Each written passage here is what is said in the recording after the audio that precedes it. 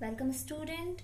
In this session we will again discuss Geography class 8 chapter 1 resources.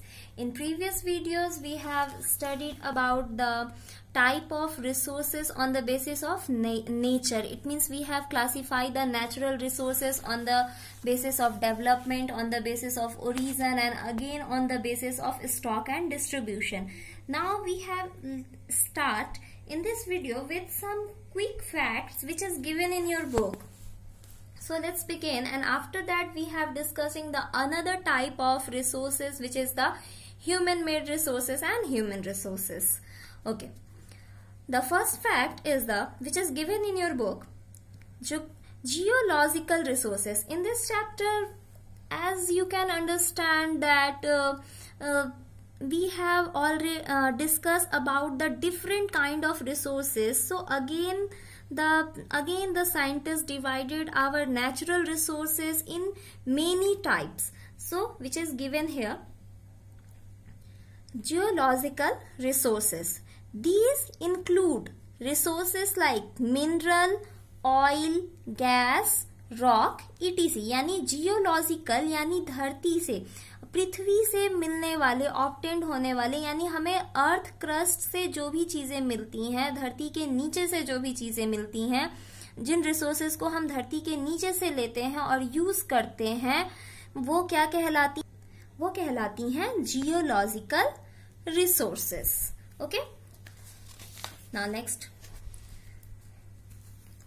hydrogeological resource. Okay, this include all the underground water, surface water यानी underground, धरती के नीचे जो aquifer है उसमें available सारा पानी, और धरती के नीचे, देखो अगेन मैं क्या बोल रही हूँ, धरती के नीचे, it means it's geological.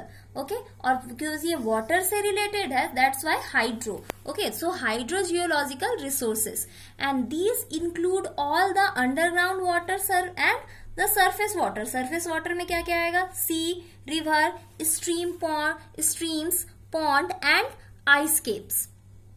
Okay, next one is the atmospheric resources, यानी हमारा जो एटमोस्फेयर है, जो हमारे सराउंडिंग है, उसमें क्या क्या अवेलेबल है, उसमें जो एयर है, रेनफॉल है, सनलाइट, इन सब का यूज करते हैं हम. So these are the atmospheric resources जो हमें हमारे एटमोस्फेयर से मिल रहा है. Okay, next one is the edaphic resource. Edaphic resource means which is produced or influenced by the soil, यानी जो हमें सॉइल से मिल रहा है, including the types of soil which is usable for different kind of agriculture and the vast biological wealth stored in them. It means, और वो जो सॉइल की क्वालिटीज होती हैं, उनमें जो बायोलॉजिकल फीचर्स होते हैं which is called humus, which is different on a different kind of soil. So वो हमारे किस तरह से यूजेबल होते हैं, so it's called the edaphic resource. Okay, next one is the forest resource. As you know that forest is a vast natural resource, is including the all type of forest and other naturally grown plant source, which provide a lots of timber, lots of raw material for the factories and other uses. And crop resource, crop which is the very necessary for us, which is cultivated by the human and include all crop and their use which cultivated by humans. Okay, next one is the marine and aquatic resource. Marine यानी समुद्री और जलीय.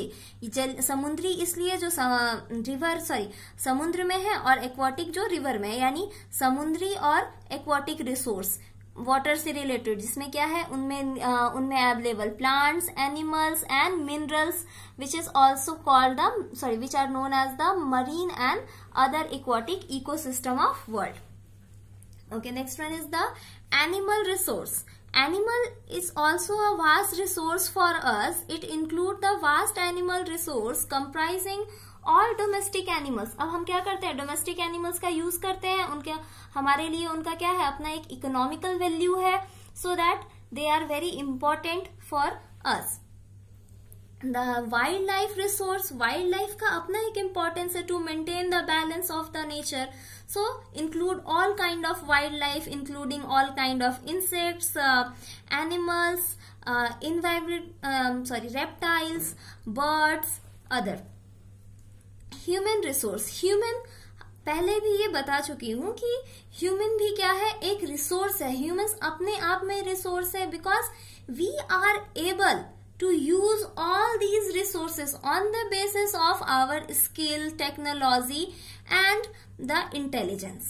So human is a all resource human population.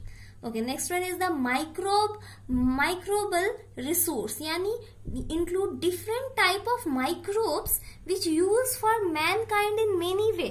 यानी बहुत सारे ऐसे छोटे छोटे ऐसे जीव होते हैं जिनको हम अपने आंखों से नहीं देख पाते हैं, तो वो भी क्या है, हमारे लिए काफी इम्पोर्टेंट है. कुछ बैक्टीरियाज, माइक्रोब्स जो होते हैं, जो हमारे लिए काफी यूजफुल होते हैं, हमारे लिए फायदेमंद होते हैं, और उनका यूज हम दवाइयों में करते हैं, अलग अलग डिफरेंट तरीकों से करते हैं. So they are also resources for us. So let's begin the human made resource. as you know that there is a two thing, okay, human made resource और human resource. हम जानते हैं कि हम जो भी सब्सटेंस यूज करते हैं वो सब कहाँ अवेलेबल है, वो सब नेचर में अवेलेबल है. Everything is available in nature. अब हम क्या करते हैं, उस नेचर से उस रॉ मटेरियल को लेते हैं और उसे अपने यूज के अकॉर्डिंग अलग अलग चीजों में कन्वर्ट करते हैं, और उसके बाद जो रिजल्ट निकलता है वो कहलाता है human made resources. As the name suggests, when naturally available raw material, यानी जब हम नेचर में अवेलेबल रॉ मटेरियल को क्या करते हैं, it is used by human to create a new resource. उसको क्रिएट करते हैं अलग अलग तरीकों से यूज करने के लिए, तो वो कहलाता है human made resource. For an example, people can mix iron with coal and limestone to produce steel. हम लोग क्या कर रहे हैं, आयरन और आयरन कहाँ से मिल रहा है, अर्थ क्रस्ट से, जियोलॉजिकल रिसोर्स. कोल भी कहाँ से मिल रहा है, अर्थ से, again a geological resource. Again a limestone is a geological resource.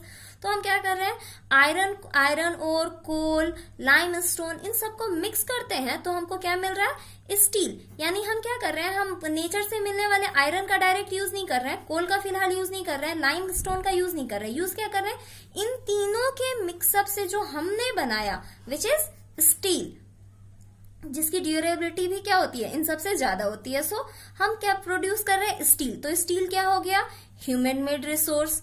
ठीक है, क्योंकि स्टील नेचुरली एक नेचुरल सब्सटेंस नहीं है. Again next one is the, यही स्टील को हम यूज कर रहे हैं in construction of building. Steel is one of the most important resource use on the construction of building. अब बिल्डिंग बनने के बाद उसे हम रहने के लिए, ऑफिस बनाने के लिए अलग अलग तरीकों से यूज कर रहे हैं. तो बिल्डिंग भी किसने बनाया, ह्यूमन ने बनाया है, तो वो भी क्या हो गई, एक human made resource. Again bridge, road, railways, airways, अलग अलग infrastructure which is build by the human, तो वो सब क्या है, human made resource. Metro cities, metro trains, these are the made by the human, so these are known as the human resource. Such an again a example, tree is a natural resource while it use for making paper. Tree का इस्तेमाल क्यों करते हैं, paper naturally नहीं मिलती है. अब tree से हम बना रहे हैं पेपर, तो पेपर एक ह्यूमन मेड रिसोर्स है, while tree is a natural resource. Okay, again इसी ट्री का would is use for the construction and furniture.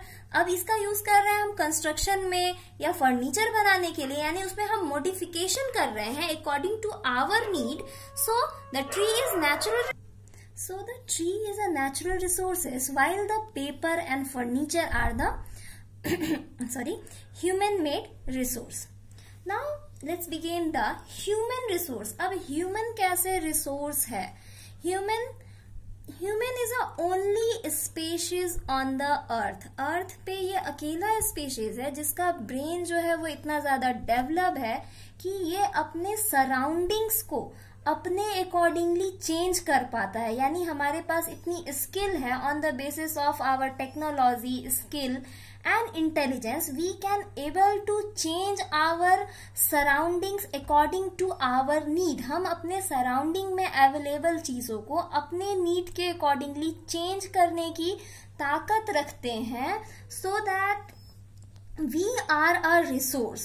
Human भी क्या है, एक रिसोर्स है। सपोज करो कि एक ऐसी कंट्री जिसके पास अनस्किल्ड लेबर यानी लोग ही नहीं है, पॉपुलेशन बहुत कम है और उसके पास बहुत सारे नेचुरल रिसोर्स हैं, तो उनको कौन कन्वर्ट करेगा, उनको यूज कौन करेगा?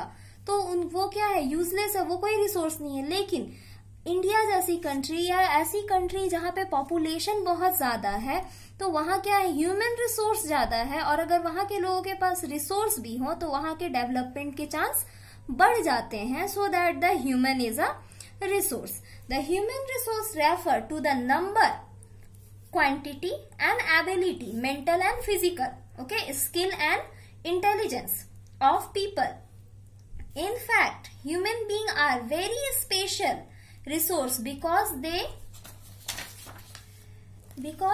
have the ability to tap the natural resource to create more resource. इसमें ह्यूमन ही एक ऐसा स्पीशीज है अर्थ पे जिसमें ये एबिलिटी है कि वो नेचुरल रिसोर्स से अदर रिसोर्सेज को क्रिएट कर सकता है।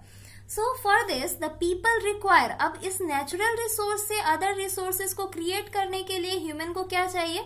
सो पीपल रिक्वायर नॉलेज, यानी हमारे पास नॉलेज होनी चाहिए, स्किल होनी चाहिए और टेक्नोलॉजी होनी चाहिए। With the combination of these three enable a person to discover other resource. इन तीनों की हेल्प से हम क्या कर सकते हैं, अदर रिसोर्सेज को डिस्कवर कर सकते हैं। For example, water is a natural resource. पानी क्या है, एक नेचुरल रिसोर्स था जब तक कि हम उसको पीने के लिए यूज कर रहे थे। So but today water is tapped by hydro electric station. अब क्या कर रहे हैं, हम पानी को स्टोर करके हाइड्रो इलेक्ट्रिक स्टेशन की हेल्प से उस पानी से टरबाइन घुमाकर इलेक्ट्रिसिटी प्रोड्यूस कर रहे हैं, इलेक्ट्रिसिटी जनरेट कर रहे हैं। अब ये पॉसिबल क्यों हो पाया? With the knowledge, acquire knowledge, skill and technology. Sorry, without development of knowledge and technology, water could not be used for such purpose। अब बिना नॉलेज के तो हम ऐसा कर नहीं सकते थे। And through education and training, अब देखो बात हो रही है एजुकेशन की और ट्रेनिंग की। पीपल स्किल कैन इनहेंस, यानी हम अगर एजुकेशन और ट्रेनिंग लें तो हमारी जो स्किल्स होती हैं वो इनहेंस होती हैं, वो बढ़ जाती हैं। सच एन एग्जाम्पल, अगर तुम कोई मैथ्स का क्वेश्चन सॉल्व करते हो जो तुम्हारे लिए नया है, तो पहले क्या होता है, वो हमें नहीं आता है, लेकिन फिर बाद में धीरे धीरे विद द प्रैक्टिस, जैसे जैसे हम प्रैक्टिस करते हैं हमें उसमें परफेक्शन मिल जाती है और हम क्विकली उस तरह के जितने भी मैथ्स के क्वेश्चंस आते हैं उन सबको सॉल्व कर लेते हैं। तो ये क्यों पॉसिबल हो पाया? विद द ट्रेनिंग, ये ट्रेनिंग से पॉसिबल हो पाया। सो दैट द एजुकेशन और ट्रेनिंग जो है हमारे स्किल्स को क्या करती है, ये बढ़ा देती है, हमारे स्किल्स को इनहेंस करती है। हम जितना प्रैक्टिस करते हैं, जितना ट्रेनिंग लेते हैं, जितनी ज्यादा प्रैक्टिस करते हैं, उतने ज्यादा परफेक्शन की तरफ बढ़ते चले जाते हैं। This lead to the development of more and more resource, और उसकी वजह से हम क्या कर पाते हैं, ज्यादा से ज्यादा रिसोर्सेस, यानी ज्यादा से ज्यादा ह्यूमन मेड रिसोर्सेस को बना पाते हैं। और इसकी वजह से क्या होगा, हमारे पूरी सोसाइटी का डेवलपमेंट होता है। The human resource development is process by which quality of people skill enhance so that they can apply their knowledge ability to develop other resource. Human resource development यानी HRD मिनिस्ट्री हर देश में होती है, ठीक है। ये क्या करती है, इसका काम है कि वो लोगों के स्किल को इनहेंस करे, क्वालिटी को बढ़ा दे, जिससे लोगों के पास इतना नॉलेज हो सके कि वो क्या कर सके, अपने आसपास के नेचुरल रिसोर्स को एबल हो सके उन नेचुरल रिसोर्सेस को अदर रिसोर्सेस में डेवलप करने के लिए, जिससे होल कंट्री, इंटायर कंट्री का डेवलपमेंट हो सके। So student, for today's homework you have to write a note in your copy that how human is resource, but only in 50 words, not more than 50 words. Okay?